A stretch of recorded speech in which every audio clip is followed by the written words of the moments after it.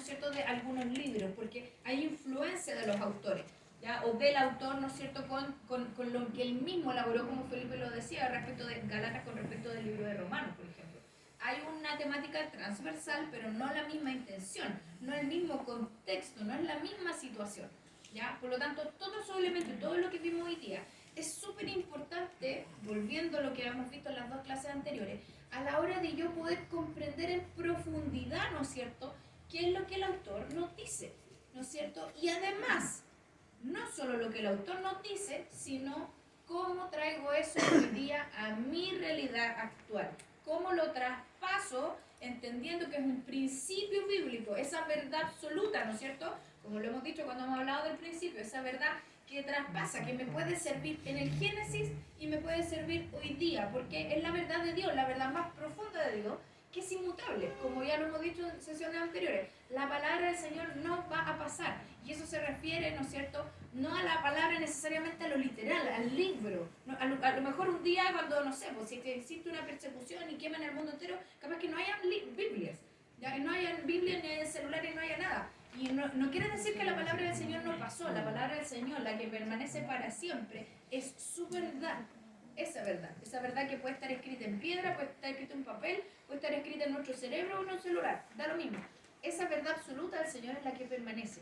Y eso, la única manera en que la vamos a encontrar es cuando logramos comprender en profundidad, ¿no es cierto?, el contexto en el que ese libro fue escrito, ese pasaje fue escrito, ¿ya? Ahora, para cerrar, es súper importante cuando uno estudia teología, hermano, se da cuenta de muchas técnicas, ¿no es cierto?, para poder hacer un estudio. Como decía el hermano Carlos, nuestra intención al hacer esta capacitación no va a ser en ningún caso que ustedes mañana se conviertan en teólogos profesionales, ¿ya? Porque esto de hecho no es un instituto de teología, ¿no es cierto? Esto es un proceso de formación específico para este grupo de personas que son encargados y ayudantes de juventud, ¿no es cierto? Pero sí, nuestra intención es que ustedes tengan mucha hambre de aprender la palabra, de mejorar en la investigación de la palabra, que puedan aprender. Es como cuando a uno le abren el apetito cuando uno va a un restaurante, ¿no es cierto? Le ponen, uno viene así con el diente, pancito con mantequilla y pebrecito, y uno quiere un poquito más de pan, después llegan así con un plato de fondo. Eso es lo que queremos.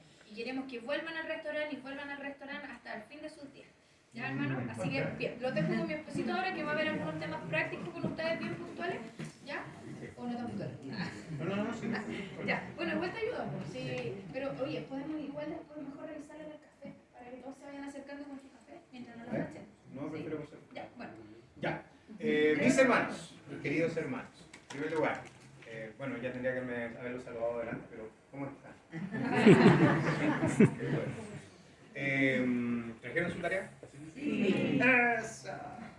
Qué buena estar en un curso que dice que sí cuando le pongo. Bueno, necesito que me la hagan llegar. Sus tareas, las primeras tareas, sí, al final. Las primeras tareas están corregidas, pero quiero entregárselas las dos juntas. Quiero recordar el progreso. ¿Ya? ¿Se entiende? Ver la primera y ver la segunda. Ojo, la primera no era una evaluación en sí, era un diagnóstico. ¿Ya? Así que espero que ahora, o sea, sé que hay un par de hermanos que prácticamente tendrían que haber escrito exactamente lo mismo y los felicito. No lo voy a hacer en público, pero porque le van a agarrar envidia. Pero tareas excelentes, ¿ya? Muy bien. Ahora, mis hermanos, bueno, ya hablamos un poquito de lo que son los géneros literarios, las figuras literarias, la cronología del Nuevo Testamento. El Antiguo Testamento por lo general es un poco más simple o puede ser un poquito más enredado, en primer lugar porque por lo general se cifra en números romanos. No te dicen el 400 antes de Cristo, sino que te dicen tantos siglos antes de Cristo, ¿ya? Pero es, por lo general en la Biblia, el Antiguo Testamento es más cronológico, ¿ya? Parte en el Génesis, obvio, y vamos sumando historia hacia adelante.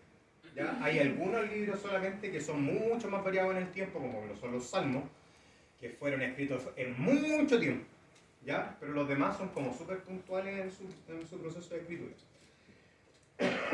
Perdón. Ahora, ustedes dirán, pero hermano Felipe, ¿cómo lo hago para investigar o para saber con mayor firmeza si el contexto que estoy dando, la exégesis que estoy haciendo, está bien hecha. ¿O de dónde puedo tomar referencias? No sé si se han dado cuenta que cuando mi pastor o cuando algunos predicadores dicen vamos a hablar sobre tal tema y al final acá están las referencias. ¿Cierto? Y hay un montón de links desde el pasaje que leímos a otros pasajes de la palabra. ¿Cierto? Que son validaciones, básicamente. O sea, estoy leyendo aquí y la validación de esto se está dando acá, este cumplimiento se está haciendo acá. Ya. Para eso, mis queridos hermanos, si ustedes andan con su Biblia, voy a pedir que la abran.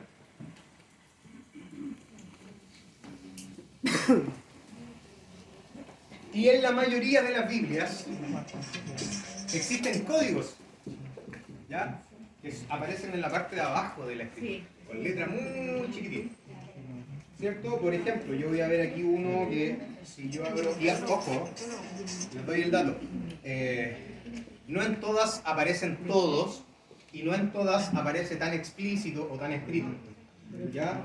Pero algo es mejor que nada. Les voy a dar un dato. Si ustedes están leyendo la Biblia Reina Valera, en Lucas 22, por dar un ejemplo, solamente abrí la hoja, mi Biblia, en la parte de abajo aparece una letra K y una letra I latina en pequeño. Lucas 22. ¿Hay alguien que le aparezca algo distinto? O muy chiquitito. Perfecto. Le da algo caso. Bueno.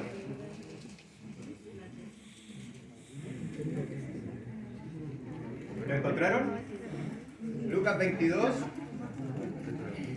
Lucas 22, bueno, estoy hablando específicamente, a mí en mi Biblia aparece desde el versículo 36 al 57. Puede que a usted le aparezca otro versículo porque por conjetura de parte. Ya. Ya. A eso voy, ya. Encontraron una página de por ahí, ¿cierto? Lucas 22.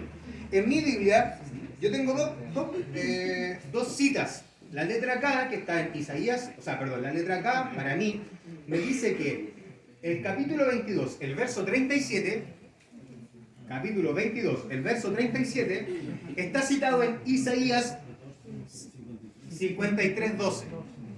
¿Le aparece lo mismo? Ya, ahí tenemos la cita. ¿Se entiende? Ya, entonces el segundo me aparece una I latina, dice el 22:53, está citado en Lucas, capítulo 19, 47 y 21:37. ¿Le aparece lo mismo? No. Ya. 53. El 53. Lucas 22:53. Con 12:27, el 53. Bueno, puede ser otra. Ojo, ahí pueden haber distintos tipos de citas. Ya no nos encerremos. De hecho, si ustedes van, por ejemplo, a un. Claro, si ustedes pueden ir. O sea, miren. Un momento. Yo les voy a mostrar mi Biblia. ¿Ya? Esta es la Biblia que yo traigo a la iglesia. Parece una Biblia normal, ¿cierto? Ya, aquí